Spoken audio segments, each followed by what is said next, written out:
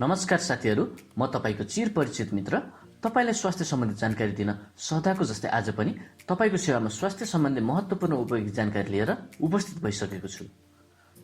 चिसो ठाउँ र जाडो मौसममा बालबालिकादेखि बुढापाकासम्म सबैलाई खोकीले सताउने गर्छ। यस्तो समस्याका लागि हत्तपत्त डाक्टरकोमा जान पनि मन लाग्दैन। त्यसैले घरमै पाइने खाद्य वस्तुको प्रयोग गरेर कसरी खोकी निको पार्न सकिन्छ भन्ने विषयमा आज म तपाईलाई जानकारी दिन सदाको जस्तै उपस्थित भइसकेको छु।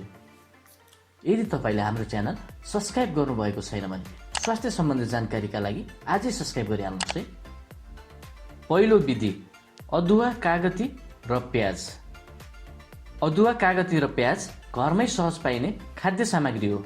अदुवा, यसमा एन्टिब्याक्टेरियल तत्त्व प्रशस्त मात्रामा पाइन्छ। यसले खोकी लागेको बेला कफ कम गर्न निकै मद्दत गर्छ। यसका लागि तपाईले काँचो अदुवालाई थिचेर रस निकाल्नुहोस्। यस रसलाई कागतीको रस र प्याजको रससँग मिलाएर दिनमा 2 पटक बिहान र बेलुका पिउने गर्नुहोस्। यस विधि अनुसार केही हप्ता हरेक दिन नबिराई यस्तो मिश्रणको रस पिउने गर्दा खोकीको समस्या निको हुन्छ। दोस्रो विधि, बेसार, मह र दूध। बेसार, मह र दूध हाम्रो भान्सामा सजिलै पाइने चिज हुन्।